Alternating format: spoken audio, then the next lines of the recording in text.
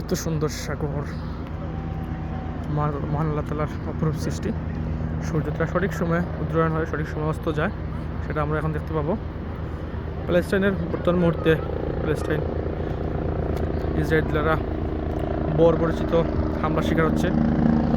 সেই বিষয়ে মুসলিম বিশ্ব মানুষ যারা আছে, সাধারণ জনগণ আল্লাহর কাছে দোয়া এবং ফরিয়াদ জানাচ্ছে যে এই অবস্থান থেকে মহান আল্লাহ তাআলা অবশ্যই গাজাবাসীকে রক্ষা করবেন। সেই ফরিয়াদ মহান আল্লাহ তাআলার কাছে সবাই জানাচ্ছে। বাট কিছু নাস্তিক আছে যারা আল্লাহকে বিশ্বাস করতে চায় না, আল্লাহ অস্তিত্ব বিশ্বাস করতে চায় না, তাদের এই সমুদ্র দেখে, এই সূর্য অস্ত যাওয়া দেখে বিশ্বাস করে নেওয়া দরকার যে সঠিক সময় সূর্যটা উদয়ন এবং অস্ত যায়, এটাই দ্বারা প্রমাণিত হয়। আর মহান আল্লাহ তাআলা সূরা ইখলাসে আল্লাহর পরিচয় তুলে ধরেছেন, বর্ণনা দিয়েছেন।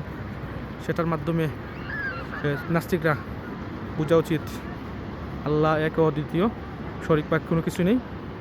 মহান আল্লাহ তাআলার কাছে আমরা যখন যেটা চাই সেটাই পাই। আল্লাহ অবশ্যই সাথ দিন, বাট ছেড়ে দেন না। সঠিক সময় আসলে অবশ্যই প্যালেস্টাইন বিজয়ী হবে এবং কালিমার পতাকা প্যালেস্টাইনে উড্ডয়ন হবে।